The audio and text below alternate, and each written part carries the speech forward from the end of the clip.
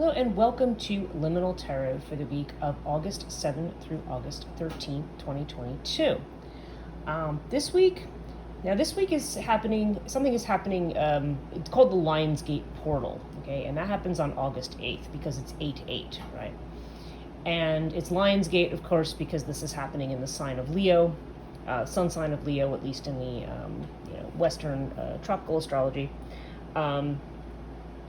And it's also a time period that's connected with Sirius, the star Sirius in the sky. It's that this was kind of Sirius. I think was regarded as, I don't want to say quite a second sun, but it certainly a very bright and important star, particularly to the Egyptians. So we have this. The thing about the Lionsgate is that the Lionsgate energy tends to be very, very intense. In my experience, Lionsgate has a lot of the energy of the goddess Sekhmet, who is the lion-headed goddess who represents the noonday sun.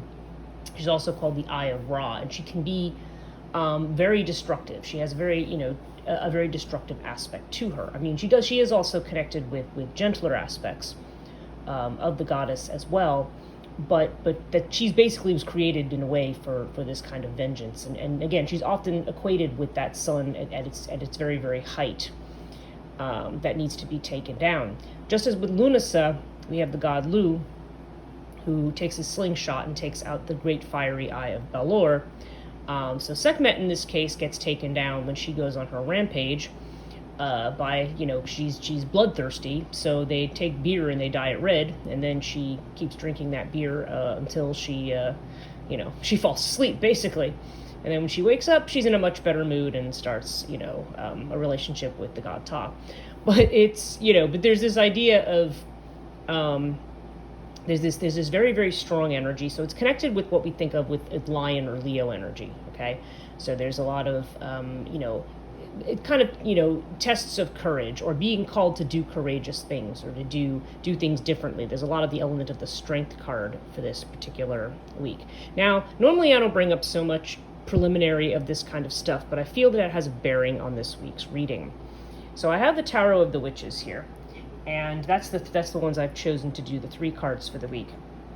We have the Queen of Batons or Queen of Wands, and this card, first of all, is so Queen of Wands is somebody who is very a go-getter, very passionate, generally is kind of refer to a female, but there's this idea of this very impassioned energy, this, ambitious streak to go ahead, to start manifesting, to move through things.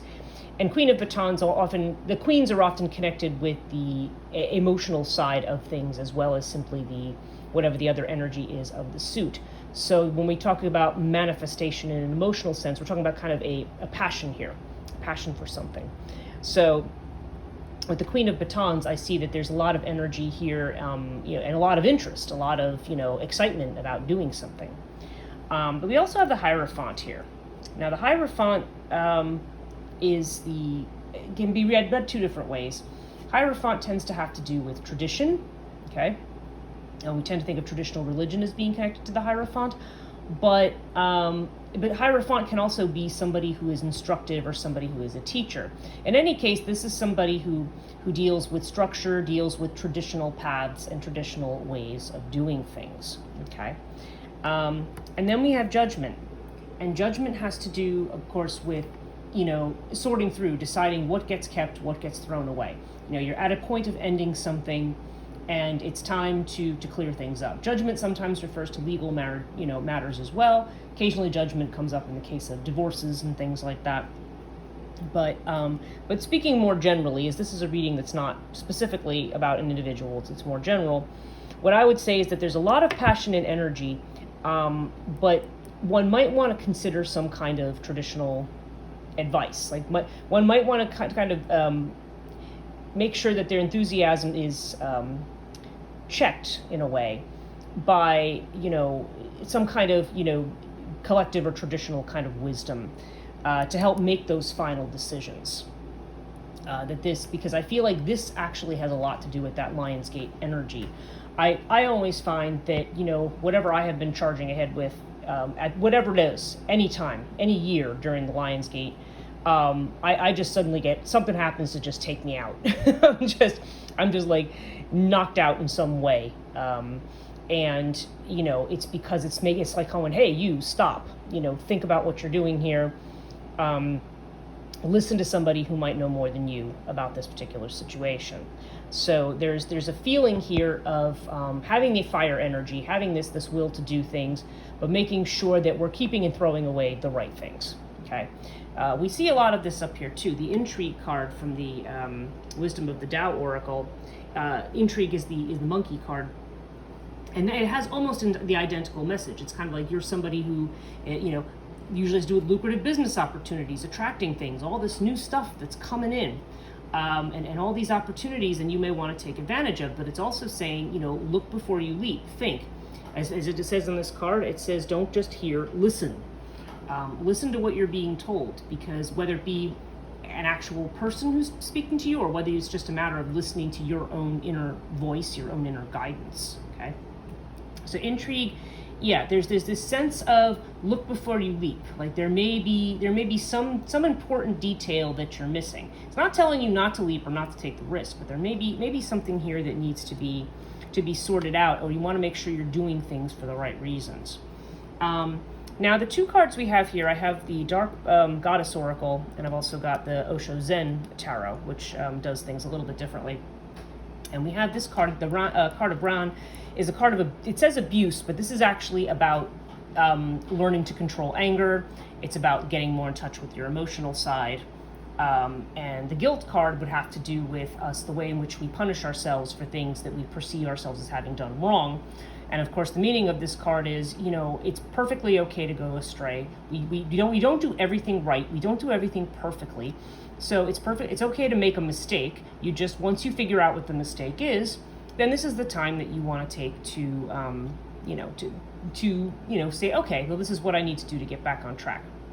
But don't beat yourself up, and try not to get stuck in patterns of anger, because that is another thing that can come out with fire energy. Fire energy can be passionate in terms of, yay, let's go. And it can also be passionate in terms of all of the fiery emotions that can potentially be destructive as well.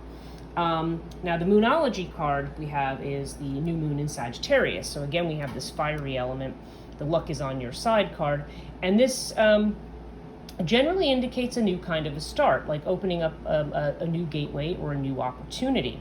So this is a very good, it's a very good card. It's also, and it does fit in with this kind of a theme, because there is this idea that we are, absolutely, locked, loaded, and ready to go. But again, even this card carries some of those same considerations, making sure that you look before you leap to some degree. Now the Essential Oil Oracle, we have the Blue Tansy, and the word is ignite. Where do I go from here is the trigger statement, and the true statement is, I allow life to flow through me. Inspiration has arrived and will work through you as you move forward. And yeah, and I think this is part of it too. There's definitely a feeling of this whole reading of exciting new opportunity, okay? New things coming up, but still, there's still some old things to be considered before we move ahead. And Lionsgate is generally the time when these things are brought very starkly to our attention. The rune of this week also bears this out. This is the blank rune. You notice there's no, there's no rune on it. The blank rune is all kinds of potential and possibilities. Things could succeed wildly, they could fail wildly. I mean, it's kind of, that being at that precipice of not really knowing what the next step is going to be. So, and that may also figure into where all of these other emotions are coming from. And it would also make sense with respect to this fiery energy, because a lot of times we just get very impatient and we want to move ahead. We want to manifest something. We want to say, all right, you know what, let's get on with it. And there's nothing wrong with that. But we may be at a moment where we need to make sure we've stopped and integrated everything before we move ahead. So that is the reading for this week. For those of you who live in northern New Jersey, please check the Liminal Tarot Facebook page, and also my website, liminalreiki.com.